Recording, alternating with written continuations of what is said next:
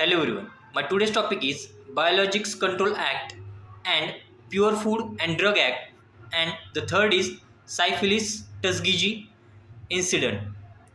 The first is the Biological Control Act. It was a federal law passed in 1902 to regulate the production and distribution of vaccines, serums, and other biological products. The act was enacted to address concerns about the safety and efficacy of these products, which were becoming increasingly popular in the early 20th century.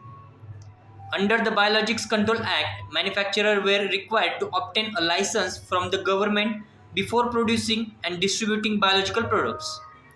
The license was granted only if the manufacturer could demonstrate that their product was safe and effective.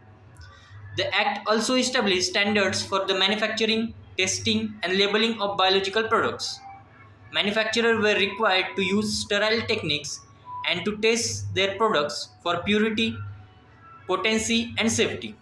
They were also required to include accurate and complete labeling information on their product. The Biologics Control Act was amended several times over the years, most notably in 1944 with the passage of the Public Health Service Act. This act established the National Institute of Health and gave its responsibility for overseeing biomedical research.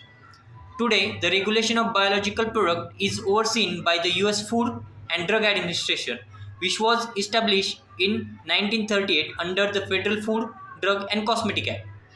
The FDA is responsible for ensuring that all the biological products are safe and effective before they are marketed to the public. The second topic is the Pure Food and Drug Act. It was a federal law passed in 1906 that aimed to protect consumers from the adulterated or misbranded food and drugs. The act was a response to growing concerns about the safety and purity of food and drugs, which were often contaminated with harmful additives or mislabeled. Under the Pure Food and Drug Act, manufacturers were required to include accurate and complete labeling information on their product, including information about integrity, dosage, and potential side effects. They were also prohibited from making false or misleading claims about their products. The Act established the Bureau of Chemistry within the US Department of Agriculture, which was responsible for enforcing the law. The Bureau was later renamed the Food and Drug Administration, that is FDA, in 1930.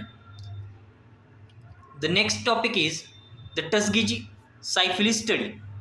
The Tuskegee syphilis study was a notorious medical experiment conducted by the US Public Health Services from 1932 to 1972.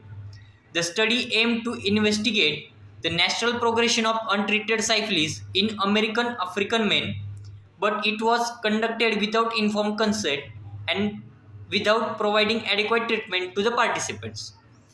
The study enrolled 600 African American men, out of which 399 of whom had previously contracted syphilis and 201 who did not have the disease. The men were told that they were receiving free medical care, but they were not informed of the true nature of the study or its purpose.